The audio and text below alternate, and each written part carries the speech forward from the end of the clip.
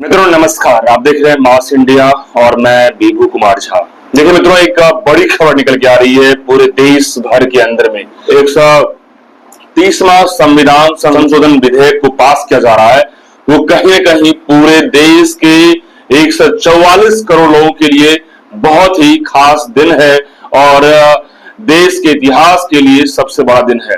और ये संशोधन जो है ऐसा संशोधन है जो देश की जो क्राइम है, जो देश की भ्रष्टाचार है, जो देश के अंदर में जो देश को खोखला करता है, उसको लेकर के सबसे बड़ा बिल जो है पास करने वाली बात जो होने वाली है। क्योंकि जिस तरीके से अमित शाह जो है इस बिल को लेकर चर्चा लगातार कर रहे हैं, अब ये बिल जो है जेपीसी को भेजा गया है। जेपीसी में लगातार बहस होगी। बिल में सीधा कहा जा रहा है कि देश के अंदर में जो भी राज्य के अंदर में मंत्री हैं, मुख्यमंत्री हैं या फिर केंद्रीय मंत्री हैं या विधायक सांसद जो लोग भी हैं, यदि वो 1 महीने तक जेल की कस्टडी में रहते हैं, जेल में रहते हैं, तो उसके बाद उनकी विधायकी रद्द हो जाएगी, उनकी सांसदी रद्द हो जाएगी, वो मंत्री पद से उनको इस्तीफा देना पड़ेगा, चाहे वो सीएम हो या फिर पीएम ही क्यों ना हो, प्रधानमंत्री ही क्यों ना हो। तो ये एक बड़ी तस्वीर जो है देश के लिए यहाँ पे पेश किया जा रहा है। ये तस्वीर इस तरीके से है कि आखिरकार 144 करोड़ लोग जो है अपने आप को ये सोचें कि भाई देश के अंदर में जो सबसे बड़ा करप्शन, क्राइम और देश को गर्त में ले जाने के लिए ये तमाम नेता जो बनते हैं, उनके लिए सबसे बड़ा तमाचा है। और ऐसे में यदि आप 1 महीना के अंदर में जेल से बाहर निकल जाते हैं तो आपकी सांसदी, विधायकी, मंत्री का पद जो है बच जाएगा। लेकिन 1 महीना जैसे ही बीतेगा तो उसके बाद जो है आपके पद से इस्तीफा देना पड़ जाएगा। ये बिल इसलिए महत्वपूर्ण है क्योंकि इससे पहले का जो बिल था, 2 साल तक आरोप के साए में जो लोग जी रहे थे, 2 साल तक जेल में रहना था और 2 साल के बाद यदि आप पूर्ण रूप से यदि आरोपित हो जाएंगे और कोर्ट पुष्टि कर देगा तो फिर आपकी जो है पद मतलब कि खत्म हो जाता था। लेकिन अब ऐसा नया बिल जो है कहीं ना कहीं चौंकाने वाला है और पूरे बिहार और देश भर के लिए। और ऐसे में इस बिल को लेकर के जो है लगातार बहस की जा रही है और इस बहस की आड़ में विपक्षी जो है वो कहीं ना कहीं देखा जाए तो बेफिजूल बात कर रहे हैं। उन्हें ये पता नहीं है कि इसमें कहा जा रहा है कि पक्ष हो या विपक्ष को, जो भी मंत्री, विधायक, सांसद, केंद्रीय मंत्री या जो भी बड़े पद पे हैं, सरकारी पद पे, यदि वो गलत करते हैं, गलत इन द सेंस की आरोप उन पे लगता है, वो जेल की सलाखों में जाते हैं करप्शन के मामले में, तो फिर सबके लिए ये, तो फिर इसमें हंगामा और इसमें मतलब कि इस तरीके से गलत रवैया अख्तियार करना, ये कहीं ना कहीं विपक्ष का जो है बौखलाहट लोकतंत्र के लिए सबसे बड़ा खतरा है। देखिए, लोकतंत्र में विपक्ष का मजबूत होना बहुत जरूरी है क्योंकि सरकार को सही रास्ता और सही आईना जो है एक विपक्ष ही दिखाता है। लेकिन विपक्ष ही यहाँ पे बैकफुट पे नजर आ रहे हैं। विपक्ष यहाँ पर में हंगामा के कर सकते हैं, लेकिन इस बिल को पारित करने के लिए अमित शाह ने पूरा जोर लगा दिया है।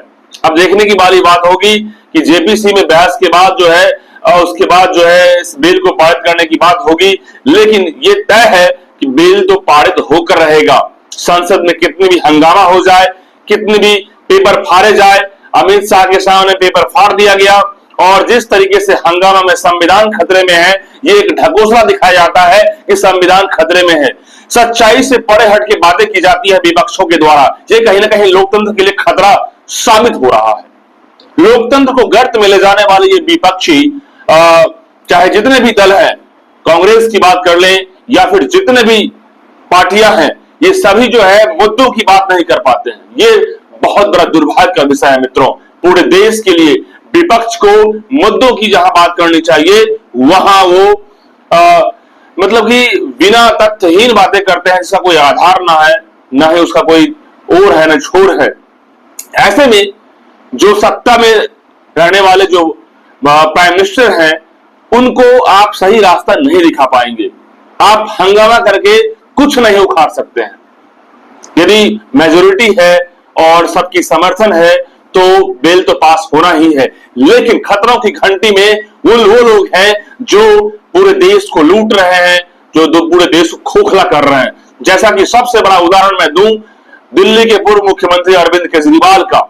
सबसे निशाने पे है अरविंद केजरीवाल इस मसले पे, क्योंकि जेल से लंबे समय से वो मुख्यमंत्री रहे और देश के लिए लोकतंत्र की हत्या का सबसे बड़ा वो मुद्दा है।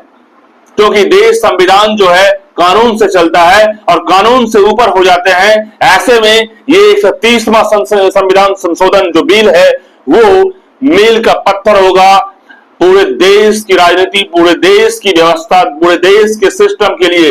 और ऐसे में प्राइम मिनिस्टर मोदी इस बात को लेकर जो है डटे हुए हैं कि प्राइम मिनिस्टर हो, मुख्यमंत्री हो या प्रधानमंत्री हो या अमित शाह कह रहे हैं कि हम ही क्यों ना हो, यदि जेल की सलाखों में जाते हैं, 1 महीना यदि रहते हैं, उसके बाद हमारा कोई भी पद, सरकारी पद या संवैधानिक पद पे रहने का कोई अधिकार नहीं है रहेगा।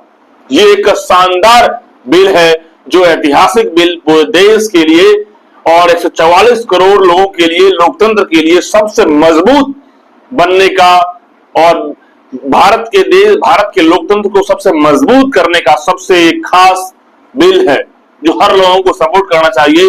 पूरे देश की जनता के लिए बहुत ही खास बिल है। ऐसे में पक्ष और विपक्ष की जो बेबुनियाद तरीके हैं, ये कहीं ना कहीं शर्म आनी चाहिए। शर्म आनी चाहिए राहुल गांधी हो या फिर उनके समर्थन में जो भी लोग दल हैं, पार्टी के नेता हैं, उन्हें शर्म आनी चाहिए। लोकतंत्र पे जो है वो ऐसा किस तरीके का प्रहार कर रहे हैं। हंगामा करना ठीक है, आपके दायरे में है, आप विरोध कीजिए, लेकिन मुद्दों की बात कीजिए ताकि आपकी विपक्षी जो ताकत है वो मजबूत रह सके।